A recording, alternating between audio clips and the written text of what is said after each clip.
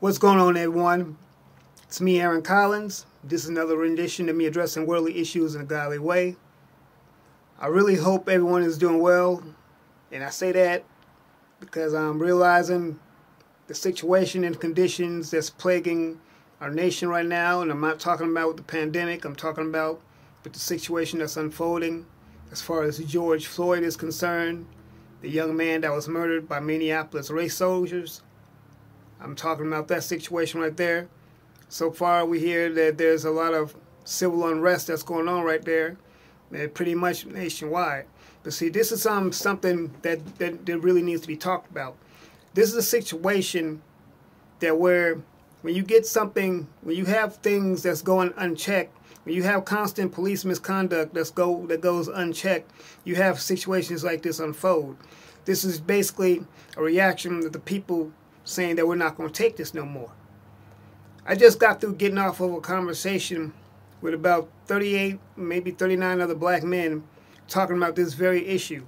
And many of them are men of faith. Many of them are men that come from the same faith that I come from. But yet we recognize the fact that we are still black men and we had this conversation.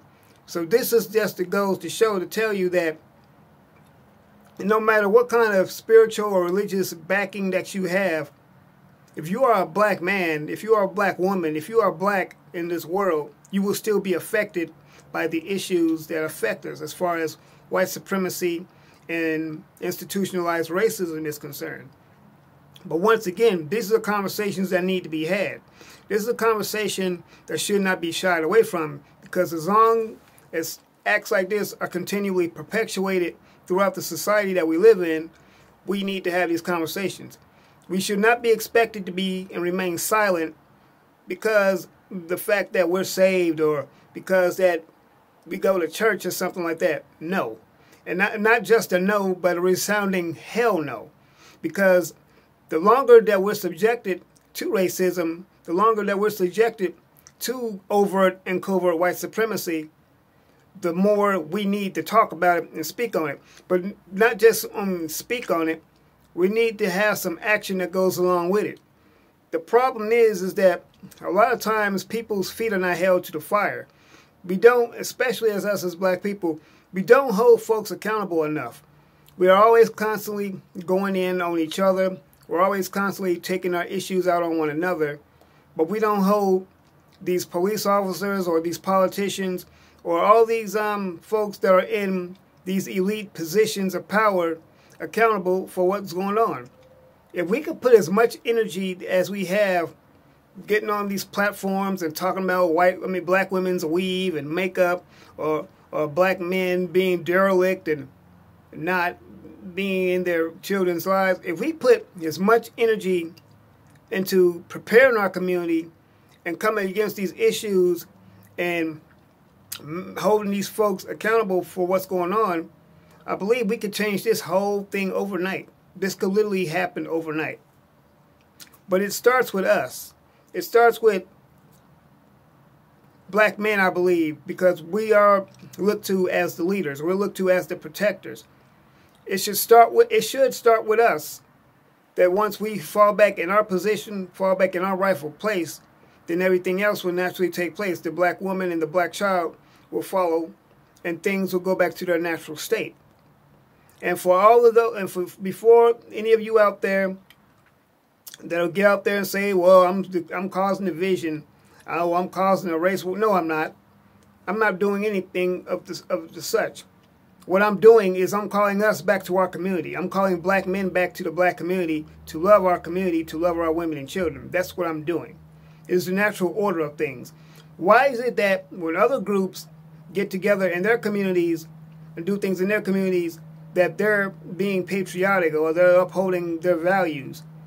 Why is it that if Italians or Chinese or Mexicans or everyone else comes together in their communities, they're uplifting their culture, they're doing what's right for them, but when black men do the same thing, we're looked at as race baiters, we're looked at as being militant or being revolutionary? One clue that I can come with is that, for one thing, there's something that they view in us that seems that's powerful and it scares them. You see, one thing about black power is stronger than the force of an atomic bomb. And we have to let that be known, that we can stand up for our communities and still be powerful and at the same time be compassionate. And what's going on right now, I'm not retracting any statements. I'm not mincing my words. And then if this conversation scares people, then so be it. But this is a conversation that needs to be had. And with the current situation that's going on right now in the world, me talking about this should be the last thing that will make you uncomfortable. But anyway, I wanted to just get out there and put that little bit of knowledge out there and let everyone know that instead of being afraid, instead of being fearful, channel that fear that you have and get out and do something constructive with it. Anyway, everyone, get in the comments. Let me know what you think about this conversation. Let me know how you feel about this. Support the channel at paypal.me/RealAaronCollins as well as patreon.com/RealAaronCollins. Share this video. Hit the bell icon to be notified when I drop more videos. And y'all, just let you know that, they say the revolution will not be televised. Well, I think now it's time for it to be televised. It's being televised right now. And here on social media, we need to continue to televise it even more. We need to be the black media, the new black media that's putting forth our issues. I'm not talking about the black media that we constantly see of buck dancing and booty shaking and all the other nonsense that's going on that we unfortunately have been known to be associated with. No, I'm talking about some real powerful stuff, some real solutions that's going to lead our people forward. Anyway, y'all know what to do. Share this video. And remember, everyone, that God loves you. I love you. Let's do life. See you in the next video.